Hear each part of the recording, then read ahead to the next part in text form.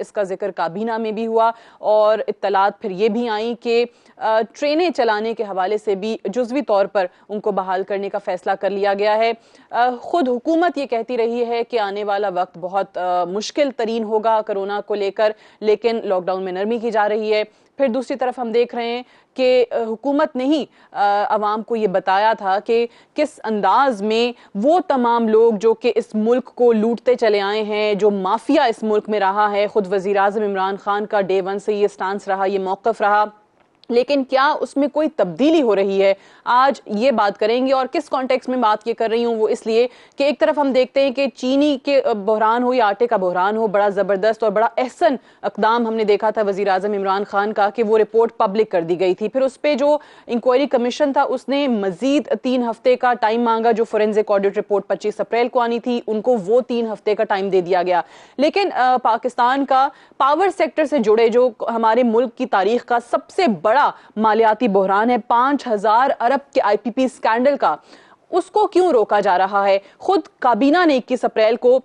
یہ منظوری دی تھی کہ ذمہ داروں کا تعین ہونا چاہیے اور مجرمانہ غفلت جنہوں نے بھی کی ہے ان کے خلاف کارروائی ہو۔ فوجداری کارروائی کے لیے Pakistan commission of inquiry act 1972 کے تحت کمیشن قائم کیا جائے اور رپورٹ پبلک کرنے کی منظوری بھی دی تھی، یہ کابینہ نے منظوری دی تھی۔ تو کیا وجہ ہے کہ ان دونوں چیزوں کو مزید 2 مہینے کے لیے مؤخر کر دیا گیا ہے؟ سب سے پہلے آج اس پہ بات کریں گے اور ہمارے ساتھ پاکستان تحریک انصاف کے سینئر رہنما ولید اقبال صاحب موجود ہیں۔ بہت شکریہ ولید اقبال صاحب۔ آپ سے سب سے پہلے تو سوال میرا یہی ہے،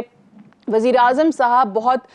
کلیئرلی اپنی اس موقف کو دہراتے آئے ہیں کہ مافیا ہے اس ملک میں، اور وہ بھی انہوں نے ذکر کیا، آپ کو یاد ہوگی ان کی سٹیٹمنٹ جہاں پہ انہوں نے کہا تھا کہ مافیا ان کو کام نہیں کرنے دے رہا، ان کی حکومت کو نہیں چلنے دے رہا۔ خود وزیر اعظم کہتے ہیں کہ لڑ رہے ہیں، لیکن کیا وجہ بنی کہ یہاں پاور سیکٹر سے جڑا جو سب سے بڑا سکینڈل تھا اس میں جب ان لوگوں کو جو مافیا کا حصہ ایکسپوز کرنے کی باری آئی، وفاقی کابینہ کی منظوری کے باوجود اس کو 2 مہینے کے لیے مؤخر کر دیا گیا؟ کیوں؟ دیکھیں جی، کابینہ کی جو میٹنگ تھی اس میں تو میں موجود نہیں تھا، اور اگر آپ نے یہ 2 مثالیں دی ہیں، ایک آپ نے یہ جو خاص کر جو وہ شوگر سے حوالے سے جو رپورٹ آئی تھی جو منظر عام پہ بھی آئی، اور اس کے بعد پھر فورینزک رپورٹ جو ہے اس کا انتظار ہے اور اس میں زیادہ وقت دے دیا گیا ہے، تو آپ نے اس کی ایک مثال دی ہے،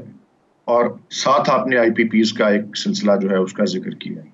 تو میں چاہتا ہوں کہ تھوڑا سا ذکر ویسے اس کا کر دوں جو یہ شوگر والی فورینزک رپورٹ ہے جس کو 3 ہفتے اور دیے گئے ہیں۔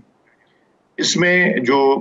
تاکہ اگلے اس پہ آئی پی پیز والی کی بات کا میں علیحدہ سے آپ کو اس کا اسی سوال کے جواب میں واضح بھی کروں گا جہاں تک میں جانتا ہوں۔ دیکھیں جی، فورینزک جو رپورٹ جو ہوتی ہے اس میں جو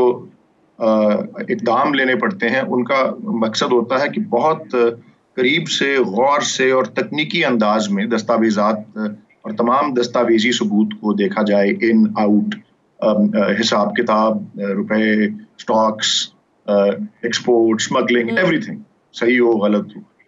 اور اس کے لیے آپ کو ریکارڈ تک رسائی یا ایکسیس چاہیے ہوتی ہے۔ اس میں کچھ ڈیفیکلٹیز اس لیے بھی آ گئی کیونکہ جب یہ سلسلہ چل رہا تھا اسی وقت یہ لاک ڈاؤن پاکستان میں جس بھی نوعیت کا ہوا، کامل لاک ڈاؤن یا کلی یا مکمل لاک ڈاؤن تو نہیں ہوا، لیکن جو بھی تھا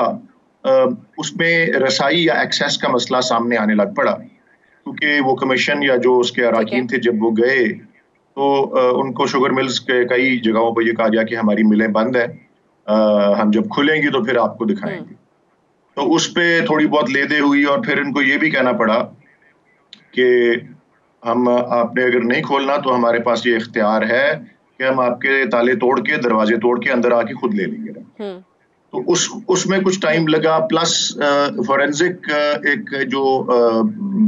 تفتیش ہوتی ہے اس کی نوعیت ہی ایسی ہوتی ہے کہ اس میں ایکسپرٹ اور ماہرانہ جائزہ لیا جائے تو اس میں ٹائم لگتا ہے، تو ادھر تو یہ مقصد تھا، وہ بات درست ہے آپ کی۔ چلیں، آپ نے وہ بتا دیا کہ 25 تاریخ کیونکہ اناؤنس خود وزیر اعظم صاحب نے کی تھی، اس لیے لوگ انتظار کر رہے تھے۔ چلیں، بہرحال 3 ہفتے کا ٹائم مزید ہے، وہ بھی دیکھ لیتے ہیں 3 ہفتے کے بعد رپورٹ سامنے آتی ہے یا نہیں آتی۔ لیکن یہ آئی پی پیز والا جس میں باقاعدہ آپ کے لوگوں کے نام آئے، رزاق داؤد، خسرو بختیار کا نام آیا، ندیم بابر کا نام آیا، آخر کیا وجہ ہے کہ اتنا مافیا آپ سمجھتے ہیں کہ اس ملک میں پاورفل ہے کہ وزیر اعظم کو کابینہ کی منظوری کے بعد بھی اس کو مؤخر کرنا پڑ رہا ہے؟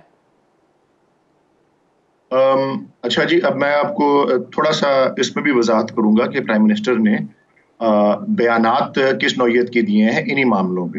یس، یہ شوگر اور گندم اور اس طرح کی مسائل پر مثال کے طور پہ اپ ٹو جنوری،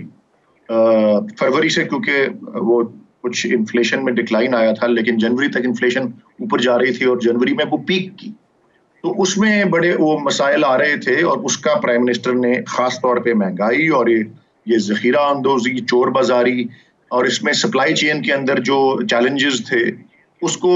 حوالہ دیتے ہوئے انہوں نے اس قسم کا ضرور بیان دیا کہ مافیاز اور یہ کیونکہ انٹرمیڈیریز بہت سے ہوتے ہیں ان سیکٹرز میں، خاص کر یہ شوگر،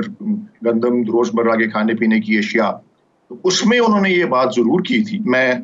ترجمانوں کی یا اسپوکس پرسنز کی میٹنگز میں خود موجود رہا ہوں جہاں پہ یہ موضوع ٹیک اپ ہوئے ہیں، تو اس پہ یہ بات ضرور کی ہے جس طرح آپ نے کہی ہے.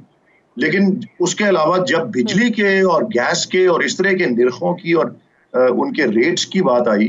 تو ان کا کہنا کچھ اور تھا. میں اس کو آپ کو دہرا دیتا ہوں. وہ یہ تھا کہ جی ایک تو گیس، یہ LNG کا ایک کانٹریکٹ پاکستان نے اتنے بڑے پیمانے پہ کیا اور اتنے لمبے سالوں کے لیے کیا،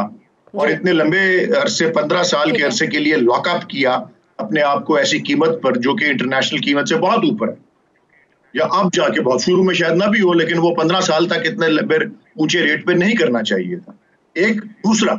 بجلی کے، انہوں نے کہا جی تمام جو IPPs کے کانٹریکٹ اس وقت چل رہے ہیں وہ تمام کے تمام ہمارے دور سے پہلے نیگوشیٹ ہوئے ہیں،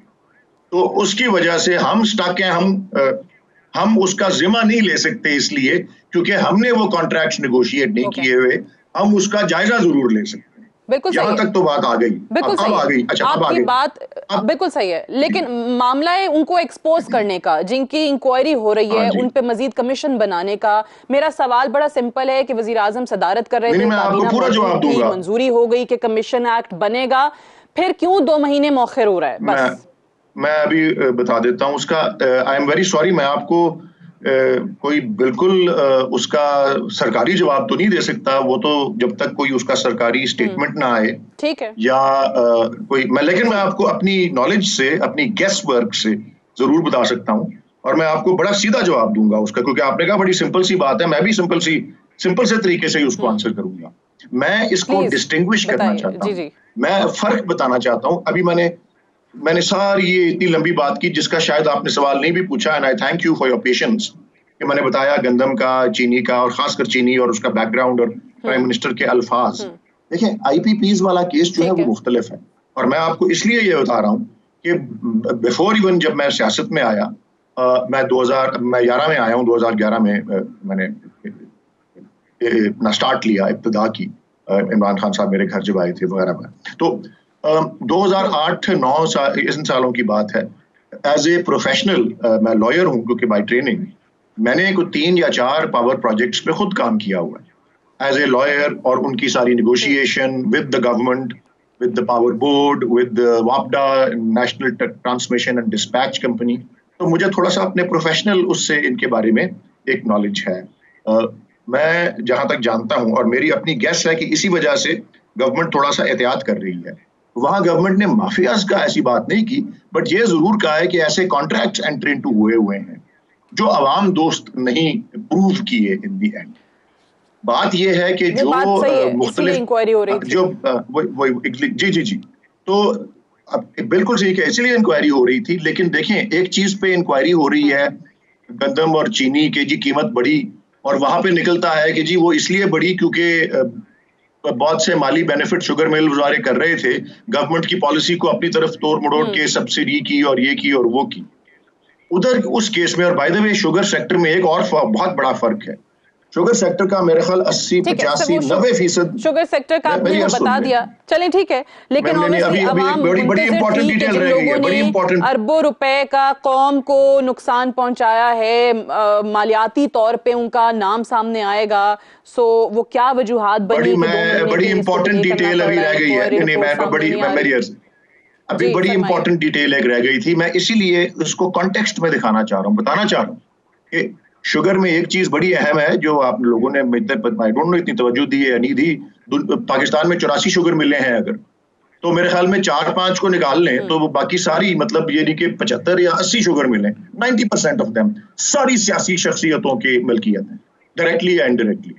اور یا سیاسی کنیکشن والے لوگوں کی یا سیاسی لوگوں کی. اس کی وجہ یہ ہے کہ شوگر کا سیکٹر ہی ایسا ہے کہ اس میں 1950 کے قوانین چل رہے ہیں جو کہ اب تک چلتے آ رہے ہیں، ان میں ریفارم نہیں ہوا، اور وہ انڈسٹری اور وہ سیکٹر اور شوگر کین سے لے کر کے ڈیلیوری تک سارا کچھ سیاسی ڈیسیجن میکنگ پہ اتنا زیادہ ڈیپینڈ کرتا ہے کہ لوگ اپنی سیاسی پوزیشن کا ناجائز استعمال کر کے بے ایمانی سے فائدہ لے رہے ہیں.